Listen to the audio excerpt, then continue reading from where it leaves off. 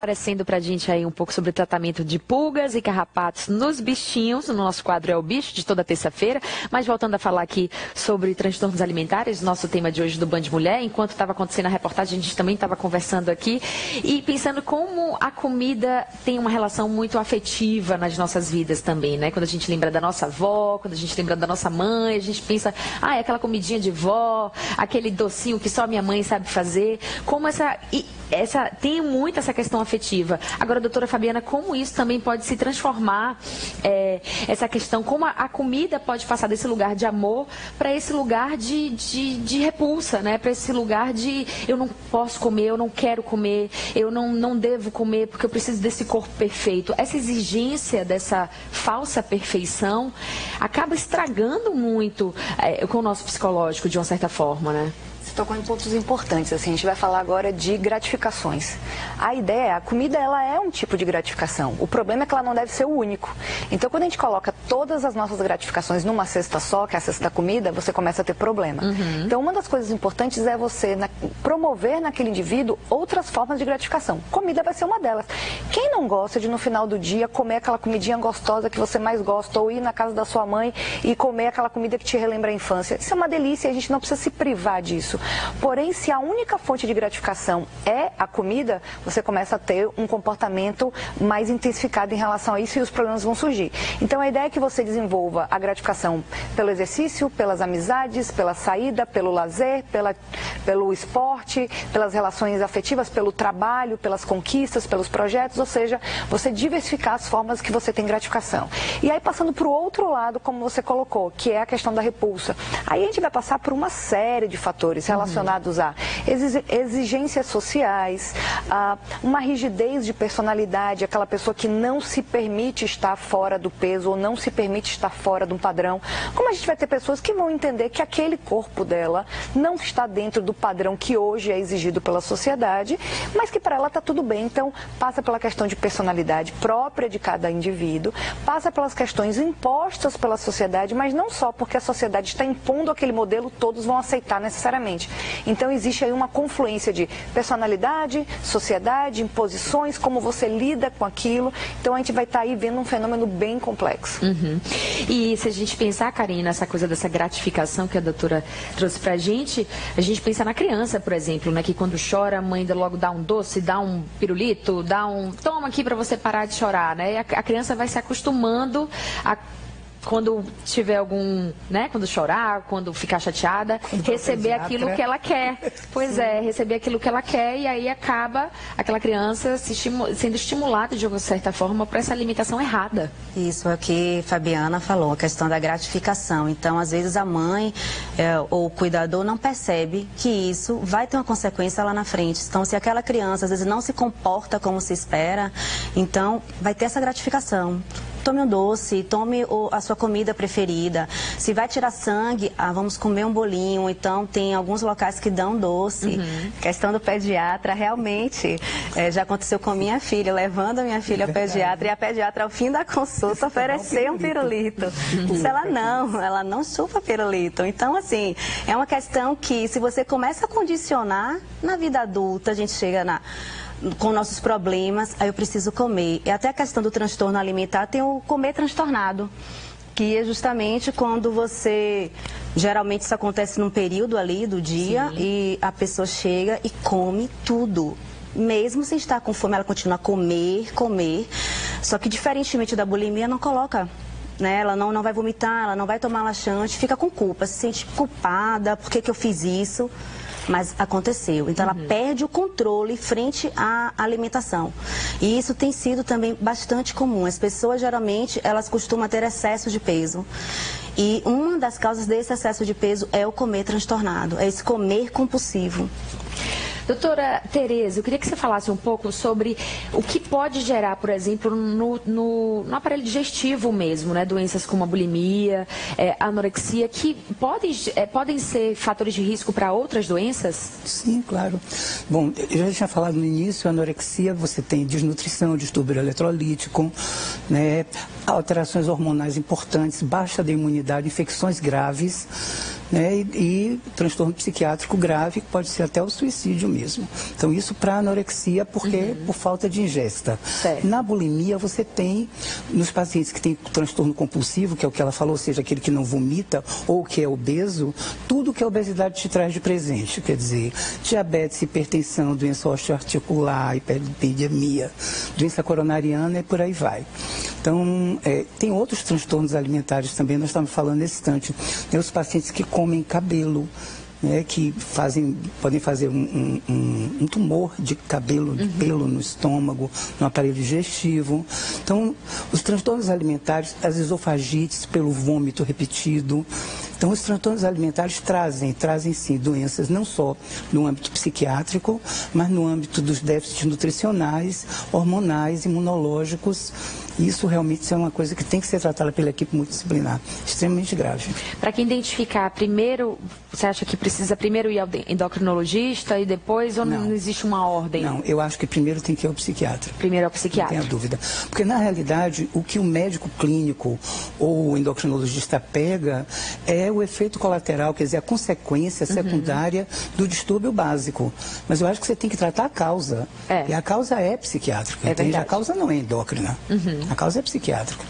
Bom, ó, sabe aquele sorteio que eu falei no início do programa? Então, agora você já pode comentar lá quantas vezes a Rosa apareceu durante o nosso programa de hoje. Vai na nossa última foto no Instagram do Band Mulher Bahia, Band Mulher BA, e me diz quantas vezes a Rosa apareceu para levar aquele super kit da Amávia, certo? Agora, doutora Fabiana, a Karine trouxe aqui a questão da culpa, que eu acho que pode ser a origem também de muitos desses transtornos. A pessoa que come se sente culpada, a pessoa que tem aquele corpo e bota a culpa no corpo que tem por não ter amigos, por não estar inserida em nenhum meio social, enfim. Essa questão da culpa é uma questão muito grave. Sem dúvida. E, na verdade, ela vai permear a vida do indivíduo como um todo, não necessariamente apenas a questão alimentar. Então, a gente tem que entender de onde que está vindo aquela culpa. Se é uma questão de personalidade, como baixa autoestima, questão de valorização da própria pessoa. Se é um transtorno de ansiedade, onde, na verdade, você vai ter preocupações excessivas em relação a quase tudo na sua vida, não só em relação ao corpo, mas em relação a quase tudo.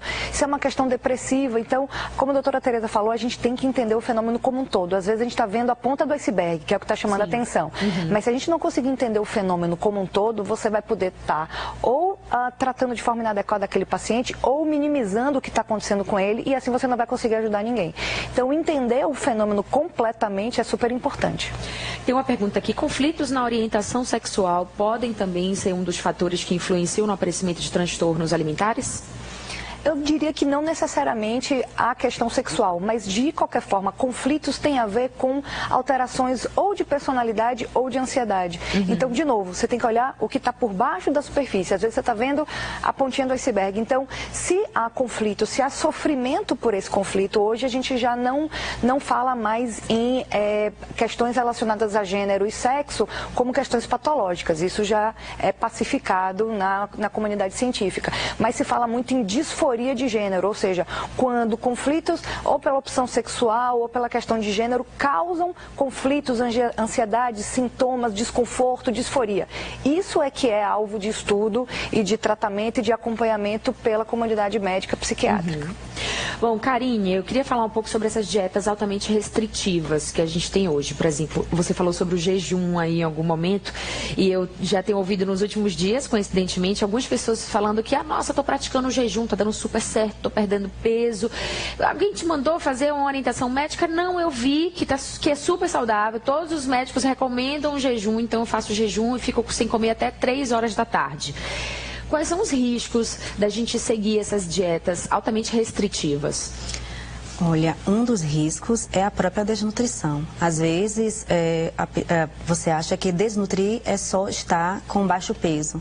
Mas se você começa a ter carência nutricional, carência de cálcio, de ferro, de algumas vitaminas, você está tendo também um processo de desnutrição. Porque as pessoas ficam muito focadas no peso que a balança dá, né? E não no que, como de fato está funcionando o nosso organismo. E o jejum, essa prática do jejum como perda de peso, você não deve simplesmente sair seguindo o que você está vendo, até porque o episódio de comer depois compulsivo pode começar a se instalar, porque você leva horas sem comer e simplesmente você tem determinadas horas que pode comer à vontade. Então, isso também pode predispor a um outro transtorno. Então, tem que realmente ter muito cuidado e não sair, não encarar a dieta como algo sem custo para a sua saúde. Ela pode sim, se não for orientada, trazer um custo negativo para a saúde. Tem mais uma pergunta. Quais são os transtornos alimentares mais comuns na infância? O que é mais comum acontecer na infância, doutora Tereza? Não sei, eu não trato criança, então não tenho a menor ideia do que, é que pode acontecer na infância. Eu acho que o maior transtorno da infância é a família, sabe? Porque o que a mãe coloca para a criança é o que vai gerar nela doença ou não nesse aspecto comportamental. Sim. Na minha opinião, a coisa funciona assim. Agora, em termos estatísticos de doença de infância, não sei, eu sei que na adolescência a gente sabe que a anorexia, sem dúvida nenhuma, mais presente, né? Principalmente em determinadas profissões, em determinados anseios, tipo esportes, modelo. Tem até um livro chamado A Ditadura da Beleza, que fala muito sobre isso. Mas na infância, não sei se Fabiana sabe isso. Na infância, o que a gente vê, a gente não considera isso necessariamente um transtorno alimentar, mas a gente vê a questão da alimentação seletiva. Sim. E aí passa por uma série de questões psicológicas de, na verdade, ser uma forma de relação entre o filho e a mãe. E aí você vai entrar questões como jogo de poder, você vai entrar como questões de chamar atenção, a dificuldade da mãe em lidar com aquela relação ou com aquele tipo de comportamento do filho. Então, você vê muito crianças que só comem salgadinho. Sim. Ou só comem lanche, não almoçam, não jantam. Cores. Tem crianças que começam a selecionar as cores. Então, Mas já atendi alguns mãe, casos né? Eu acho que a mãe é responsável por isso. de 5, 6 anos que só comem se for alimentos de tons amarelos. Então, a criança que ela não come fruta, não come vegetais, só come frango, macarrão e batata. Então, muitas crianças nessa faixa etária, ela tem essa dificuldade e aí, para a gente entender o que está causando isso, não dá para ver só a ponta do iceberg, né? Tem que se aprofundar para a gente conseguir identificar. Então, o comer seletivo, ele é comum na infância e a gente precisa entender o que é que está causando esse comer seletivo, porque pode vir a causar falha no crescimento da criança, falha no ganho de peso, então é preciso entender o que está por trás. Porque exatamente nesse período da infância que a criança está ali conhecendo o seu paladar, né? Que está conhecendo o sabor das coisas, desenvolvendo ali qual é a dieta que mais gosta, os alimentos que mais gosta. Então, quando você, de uma certa forma, acostuma aquela criança a comer certos tipos de alimento ou deixa ela comer aquilo que ela mais prefere, a gente pode estar privando, inclusive, né, de formar essa dieta alimentar mais saudável para essa criança, né? Mas a mãe é responsável por isso, na verdade. Sim, eu claro. acho que a mãe ou o cuidador é responsável por isso. A criança não tem tanta noção, e um outro aspecto assim, que eu acho extremamente importante é a escola, é a merenda escolar. A cantina da escola, aquelas maquininhas infernais, cheias de coisinha colorida que botam uma moedinha e sai coisa dali de dentro. E só sai coisa industrializada, não sai uma frutinha. Então eu acho que essas coisas têm que ser alerta, porque uma parte do tempo a criança está na escola. O que ela tem à disponibilidade é aquela máquina, é o lanche da cantina, aquilo é terrível. Eu vejo que uma boa educação alimentar em casa, desde o início da infância, ela é fundamental.